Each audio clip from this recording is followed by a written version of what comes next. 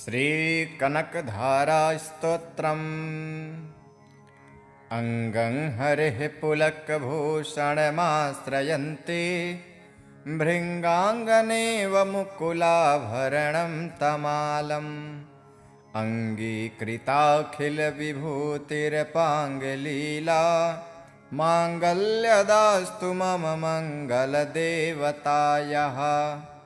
मुग्धा मुहुर्विदधति वदने मुरारेः प्रेमत्रपा प्रणहितानि गतागतानि मालादृशोर्मधुकरीव महोत्पलेया सा मे श्रियं दिशतु सागरसम्भवायाः विश्वामरेन्द्रपदवी भ्रमदानदक्ष आनन्दहेतुरधिकं मुरविद्विषोऽपि ईशन्निषीदतु मयि क्षणमेक्षणार्धम् इन्दीवरोदरसहोदरमिन्दिरायाः आमीलिताक्षमधिगम्य मुदा मुकुन्दम् आनन्दकन्दमनिमेषमनङ्गतन्त्रम् आकेकरस्थितकनीनिकपक्ष्मनेत्रम् भूत्यै भवेन्मम भुजङ्गशयाङ्गनायाः बाह्वन्तरे मधुजितः श्रितकौस्तुभेयः हारावलीवहरनीलमयी विभाति कामप्रदा भगवतोऽपि कटाक्षमाला कल्याणमावहतु मे कमलालयायाः कालाम्बुदालिललितो रसिकैटभारे धाराधरे स्फुरति या तडितङ्गनेव मातुः समस्तजगतां महनीयमूर्तिर्भद्राणि मे दिशतु भार्गवनन्दनायाः प्राप्तं पदं प्रथमतः किल यत्प्रभावान् माङ्गल्यभाजि मधुमाथिनि मन्मथेन मय्यापतेत्तदिह मन्थरमेक्षणार्ध मन्दालसं च मकरालयकन्यकायाः दद्यादयानुपवनो द्रविडाम्बुधाराम् अस्मिन् किञ्चन विहङ्गशिशो विषण्ये दुष्कर्म धर्ममपनीय चिराय दूरम् नारायण प्रणयिनी नयनाम्बुवाहः इष्टाविशिष्टमतयोऽपि यया दयार्द्र दृष्ट्या त्रिविष्टपपदं सुलभं लभन्ते दृष्टिः प्रहिष्टकमलोदरदीप्तिरिष्टां पुष्टिं कृषिष्ट मम पुष्करविष्टरायाः गिरिदेवतेति गरुडध्वजसुन्दरीति शाकम्भरीति शशिशेखरवल्लभेति सृष्टिस्थितिप्रलयकेलिषु संस्थितायै तस्यै नमस्त्रिभुवनैकगुणोस्तरुण्यै श्रुत्यै नमस्तु शुभकर्मफलप्रसूत्यै रत्यै नमस्तु रमणीयगुणार्णवायै शक्त्यै नमस्तु शतपत्रनिकेतनायै पुष्ट्यै नमस्तु पुरुषोत्तमवल्लभायै नमोस्तु नालिकनिभाननायै नमोस्तु दुग्धोदधिजन्मभूत्यै नमोस्तु सोमामृतसोदरायै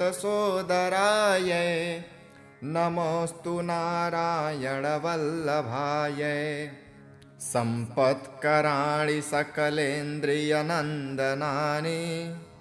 साम्राज्यदानि विभवानि सरोरुहाक्षि त्वद्वन्दनानि दुरिताहरणोद्यतानि मामेव मातरनिशं कलयन्तु मान्ये यत्कटाक्षसमुपासना विधिः सेवकस्य सकलार्थसम्पदः सन्तनोति वचनाङ्गमानशेष त्वां मुरारिहृदयेश्वरीं भजे सरसिजनिलये सरोजहस्ते धवलतमां शुकगन्धमाल्यशोभे भगवती हरिवल्लभे मनोज्ञे त्रिभुवनभूतिकरी प्रसीद मह्यम् दिग्गस्थिभिः कनककुम्भमुखावसृष्टा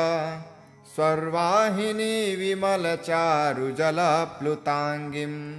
प्रातर्नमामि जगतां जननीमशेषा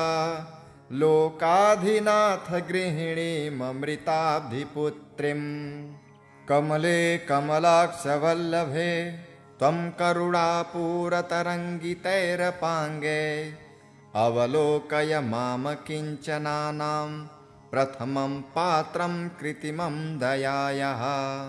स्तुवन्ति ये स्तुतिभिरमुभिरह्वं त्रयीमयीं त्रिभुवनमातरं रमां गुणाधिका गुणतरभाग्यभागिनो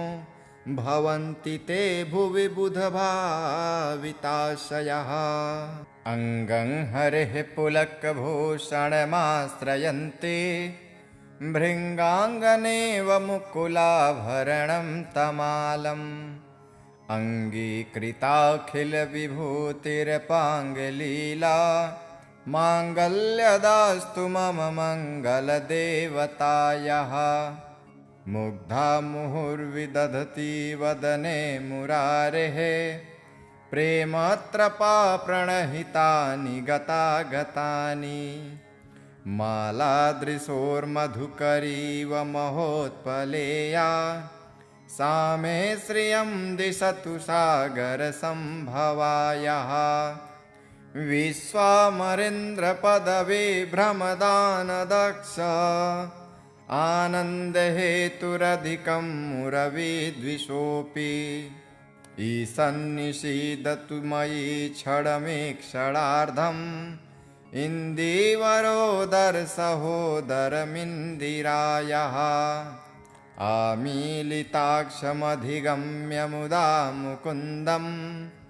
आनन्दकन्दमनिमेषमनङ्गतन्त्रम्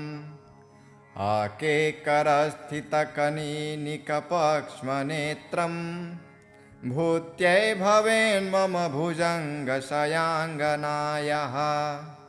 बाह्वन्तरे मधुजितः श्रितकौस्तुभेयः हारावलीवहरनीलमयी विभाति कामप्रदा भगवतोऽपि कटाक्षमाला कल्याणमावहतु मे कमलालयायाः कालाम्बुदालिललितो रसिकैटभारे धाराधरे स्फुरति या तडितङ्गनेव मातुः समस्तजगतां महनीयमूर्तिर्भद्राणि मे दिशतु भार्गवनन्दनायाः प्राप्तं पदं प्रथमतः किल यत्प्रभावान्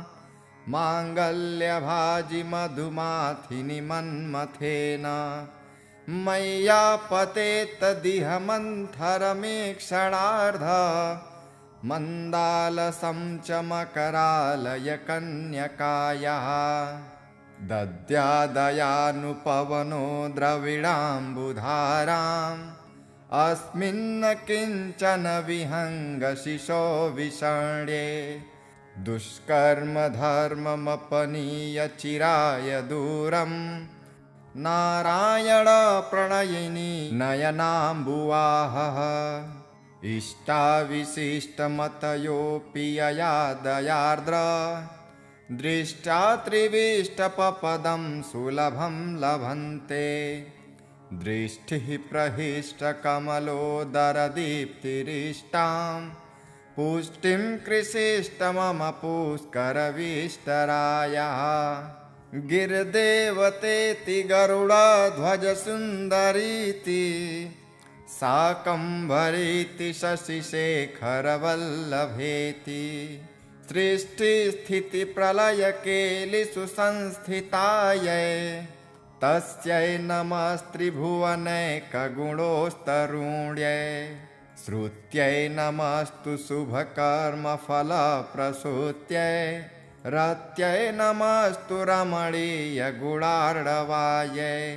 शक्त्यै नमस्तु शतपत्रनिकेतनायै पुष्ट्यै नमस्तु पुरुषोत्तमवल्लभायै नमोऽस्तु नालिकनिभाननायै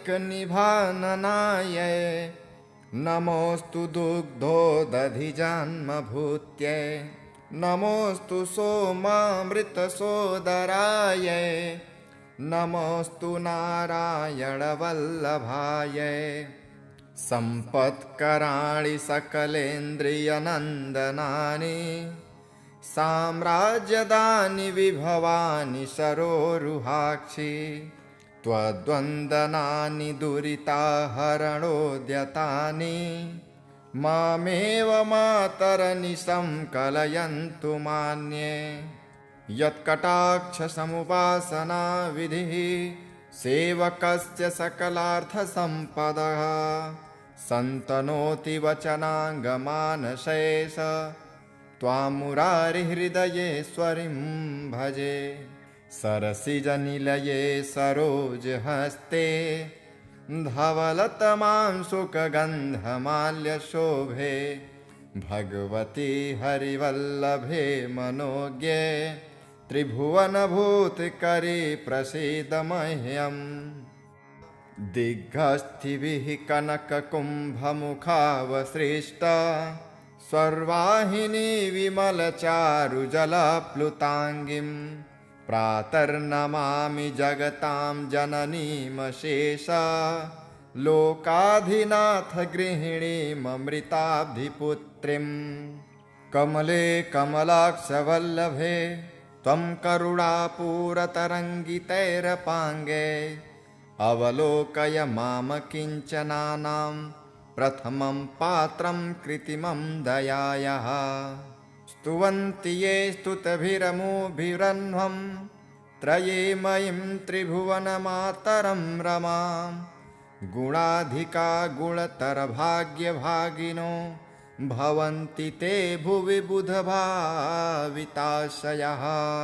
अङ्गं हरेः पुलकभूषणमाश्रयन्ते भृङ्गाङ्गनेव मुकुलाभरणं तमालम् अङ्गीकृताखिलविभूतिरपाङ्गलीला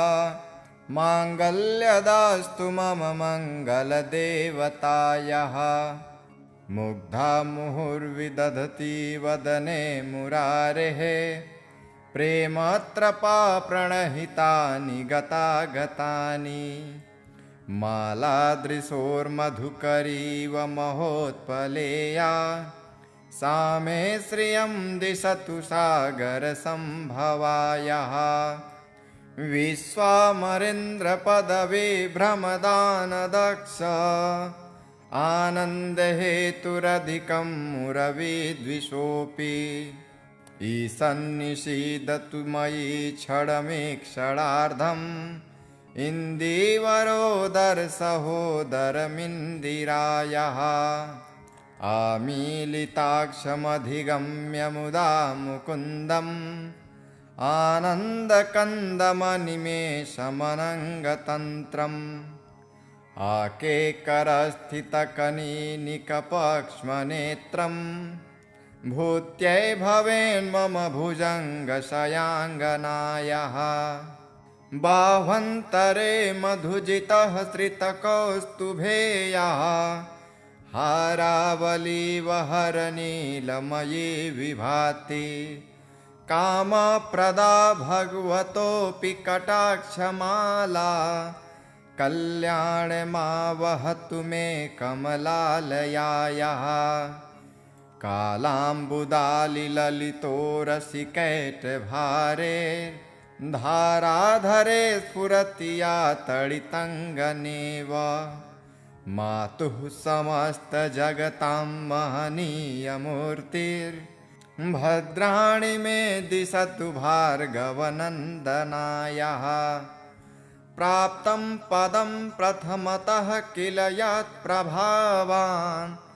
माङ्गल्यभाजि मधुमाथिनि मन्मथेन मय्यापतेत्तदिह मन्थरमीक्षणार्ध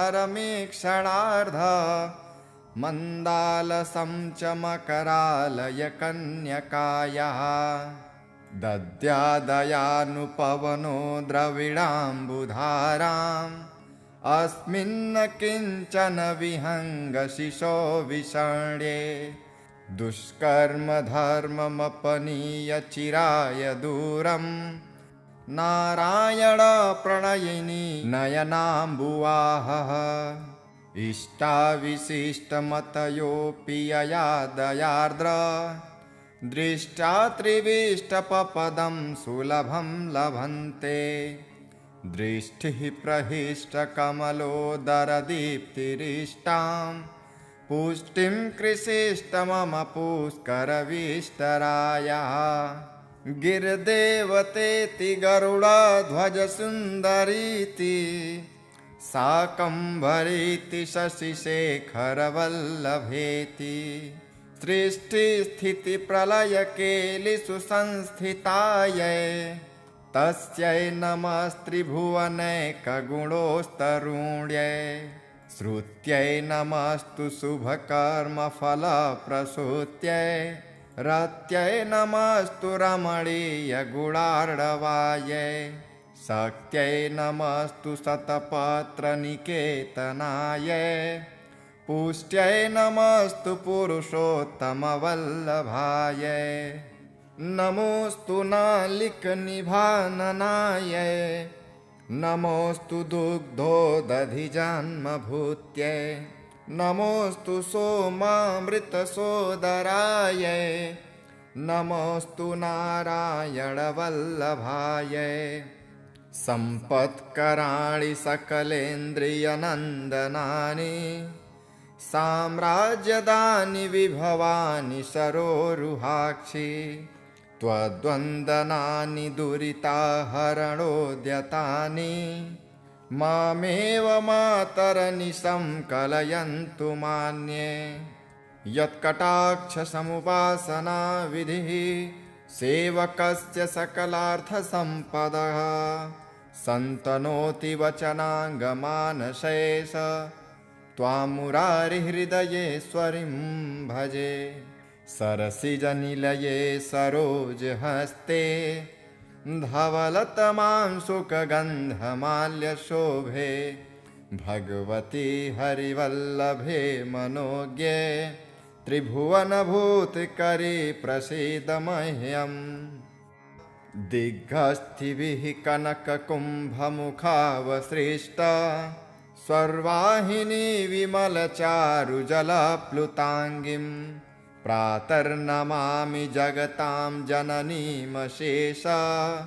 लोकाधिनाथ गृहिणीममृताब्धिपुत्रीं कमले कमलाक्षवल्लभे त्वं करुणापूरतरङ्गितैरपाङ्गे अवलोकय माम किञ्चनानां प्रथमं पात्रं कृत्रिमं दयायाः स्तुवन्ति ये स्तुतिभिरमुभिरह्वं त्रयीमयीं त्रिभुवनमातरं रमां गुणाधिका गुणतरभाग्यभागिनो भवन्ति ते भुवि बुधभाविताशयः।